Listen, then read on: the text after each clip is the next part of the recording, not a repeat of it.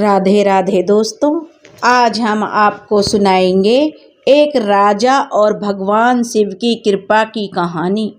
अगर आप हमारे चैनल पर नए हैं तो प्लीज़ हमारे चैनल को सब्सक्राइब करें, वीडियो को लाइक करें और शेयर करें।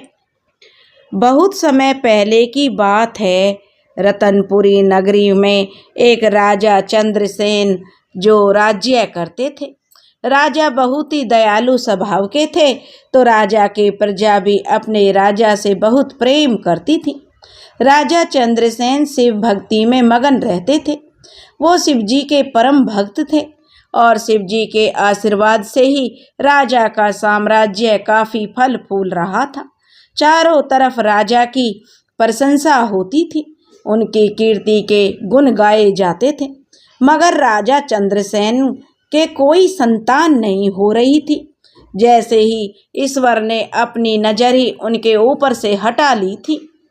इस तकलीफ की वजह से राजा चंद्रसेन थोड़े चिड़चिड़े और गुस्से वाले होते जा रहे थे। उनकी पत्नी रानी रत्नावती भी अपने पति की यह चिंता देखकर दुख में डूबी रहती थी और चिंता में डूबी रहने के कारण वो बीमार हो गई।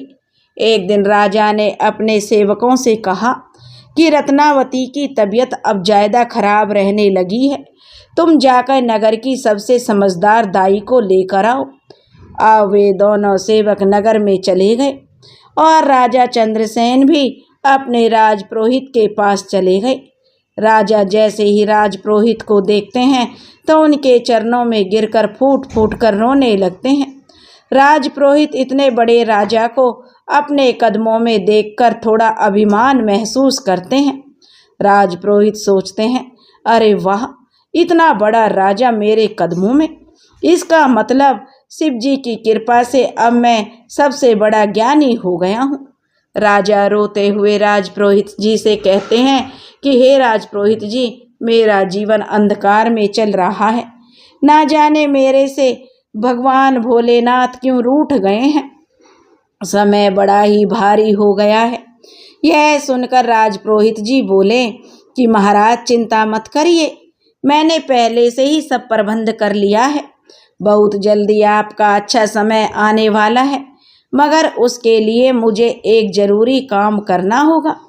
अब राजपुरोहित राजा चंद्रसेन को दिलासा देकर भेज देते हैं और खुद भगवान भोलेनाथ के मंदिर में जाकर पूजा करने लगते हैं। सेवक जो नगर की सबसे जो दाई थी